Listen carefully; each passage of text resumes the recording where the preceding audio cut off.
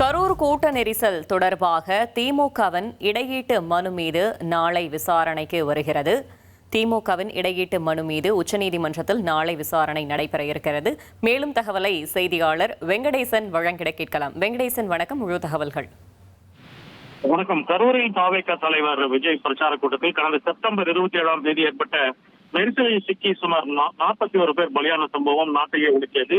இந்த சம்பவம் தொடர்பாக உச்சநீதிமன்ற உத்தரவின் பேரில் சிபிஐ வழக்கு பதிவு செய்து புலன் விசாரணை செய்து வரக்கூடிய சூழலில் அமைச்சர் ஆதவ அர்ஜுனா கரூர் துயர சம்பவம் வழக்கு தொடர்பாக சர்ச்சைக்குரிய வகையில் பேசியதாக திமுக அமைப்பு செயலாளர் RS பாரதி தாக்கல் செய்துள்ள இடையீட்டு மனுவில் சிபிஐ விசாரணை நிலுவையில் உள்ளதால் தமிழக முதல்வர் ஜோசப் விஜய், அமைச்சர்கள் ஆதவ அர்ஜுனா, புசி ஆனந்த், TT நிர்மல்குமார் அல்லது இந்த வழக்கில் தொடர்புடைய நபர்கள் யாரும் குற்றச்சாட்டுகளை சுமத்தியோ எதிர்கட்சிகளை அச்சுறுத்தும் வகையிலோ சுதந்திரமான விசாரணையை பாதிக்கும் வகையிலோ பொதுவெளியில் கருத்துக்களை தெரிவிக்க தடை விதிக்க வேண்டும் என்றும், இந்த கரூர் கூட்ட நெரிசலில் உயிரிழந்த மற்றும் காயமடைந்தவர்களின் குடும்பத்தாருக்கு அரசு நிதி உதவி மற்றும் இதர நலத்திட்டங்களை வழங்க மாநில அரசுக்கு உரிமை இருந்த போதிலும் சிபிஐ விசாரணையின் நேர்மைத்தன்மையை கருத்தில் கொண்டு சாட்சிகளின் பாதுகாப்பு பாதிக்கப்படாத வண்ணம் நீதிமன்றத்தின் வழிகாட்டுதல் படியே வரும் ஜூலை 10ஆம் தேதி முதல்வரின் நிகழ்ச்சி இடம்பெற வேண்டும் என்றும் தெரிவித்து இடையீட்டு மனு தாக்கல் செய்யப்பட்டது.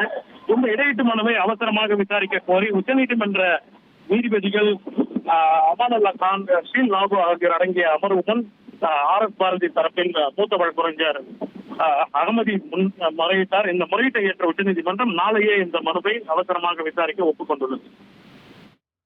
தகவல்களுக்கு நன்றி வெங்கடேசன். இனி செல்லும் இடமெல்லாம் செய்தி. தந்தி டிவியின் வாட்ஸ்அப் சேனலை ஃபாலோ பண்ணினா செல்ல இருக்கும் இடமெல்லாம் செய்தி. இதோ QR கோட் இப்பவே ஸ்கேன் பண்ணுங்க, ஃபாலோ பண்ணுங்க.